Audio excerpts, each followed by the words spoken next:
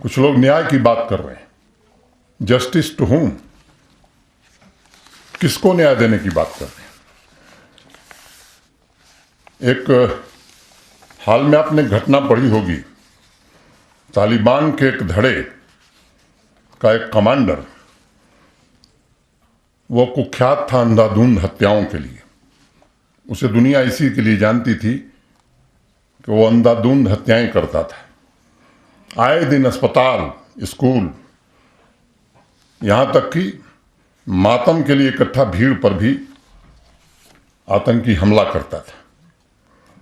उससे किसी ने पूछा कि इस तरह की विवेकहीन हत्या, रेकलेस हत्याएं के कारण क्या है? क्या अनपॉपुलर नहीं होते तुम? क्या इसे डिफेंड करने के लिए तुम्हारे पास कोई मॉरल ग्राउंड है?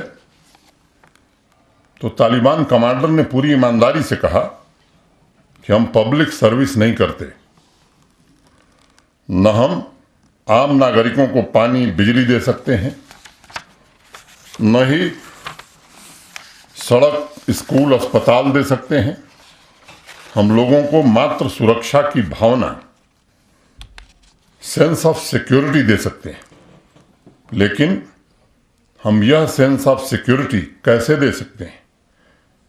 जब तक हम लोगों में इनसिक्योरिटी नहीं पैदा करेंगे, तब तक सिक्योरिटी की भावना कैसे आएगी?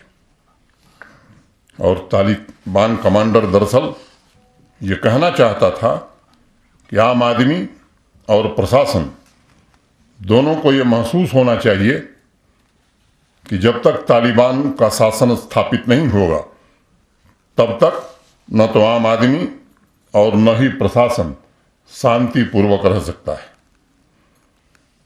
जहां तक मैंने जिक्र किया भी, 3 दिन के अंदर ये घटनाएं हुई हैं, इस निर्मम हत्या का सवाल है। मैं उन आंकड़ों को दोहराऊं जो लोग ये बयान दे रहे हैं तो कालिक कम पड़ जाएगी उनके चेहरे पर पोतने के लिए। लेकिन आज जिक्र करना मैं जरूरी समझता हूं। जिन लोगों ने इस सूबे को लंबे समय तक चलाया है, ये लोगों को ध्यान रहना चाहिए कि 1998 इसी के गांदरबल में बंधामा में 26 कश्मीरी हिंदुओं की हत्या हुई थी। कौन था उस समय?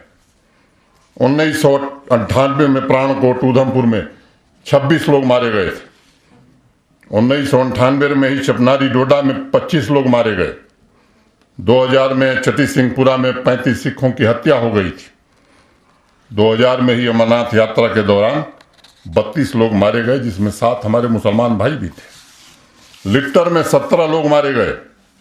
कासिम नगर में अनेक लोग मारे गए। एक एक घटनाओं का मैं जिक्र करूं। सवाल उठाया जा रहा है कि 370 हटने के बाद कहा गया था कि आतंकवाद समाप्त हो जाएगा। मैं कहना चाहता हूं कि अगर आंकड़ों को देखेंगे तो काफी कमी आई है। यह सच है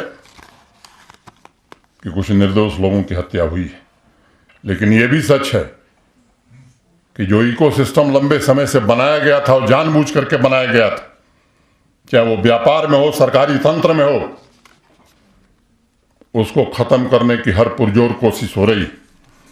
और एक बात मैं और कहूंगा,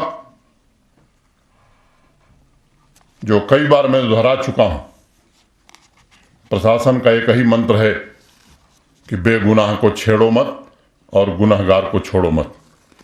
मुझे इस बात का संतोष है कि पिछले 2-2.5 वर्षों में किसी भी एक बेगुनाह आदमी की जान पुलिस या सुरक्षा बलों की गोली से नहीं गई। अगर कहीं संदेह पैदा हुआ है तो उस पर जो सख्त से सख्त कार्रवाई हो सकती थी वो करने की कोशिश की गई। अगर मैं आंकड़े बताऊंगा तो लोगों के होश उड़ जाएंगे। अगर मैं प्रतिशत की बात करूं, 2016 से 19 से 2019 से 22 के बीच तो लगभग आंकड़े आधे हो गए। लेकिन लोगों की अपेक्षा हमसे दूसरी है, ये मैं इस बात को जानता हूं, क्योंकि देश में एक ऐसा प्रधानमंत्री है जिस पर पूरी दुनिया और पूरे देश को भरोसा है। एक छोटी घटना भी लोगों को दहलाती है। लोगों की अपेक्षा यह है कि वे भी घटना नहीं होनी चाहिए। आतंकी संगठनों के सरपरस्तों को मुंहतोड़ जवाब दिया जा रहा है। इंटेलिजेंस बेस्ड ऑपरेशंस की संख्या बढ़ी है। इकोसिस्टम किस तरह से समाप्त हो इसकी कोशिश की जा रही है। और मैंने कहा पहले आपसे कि अब दूसरे देश के इशारे पर जम्मू कश्मीर में बंदी नहीं होती। स्कूल में बच्चे पढ़ाई करते हैं, किसी की दुकान और किसी का बिजनेस प्रतिष्ठान अब कोई जबरदस्ती जम्मू कश्मीर में बंद नहीं करा सकता है। आम आदमी अमन चैन से रोजी रोटी कमाए, इसकी व्यवस्था करने में हम सफल हुए हैं। टेरर फंडिंग और रिक्रूटमेंट पर काफी हद तक अंकुश लगा है।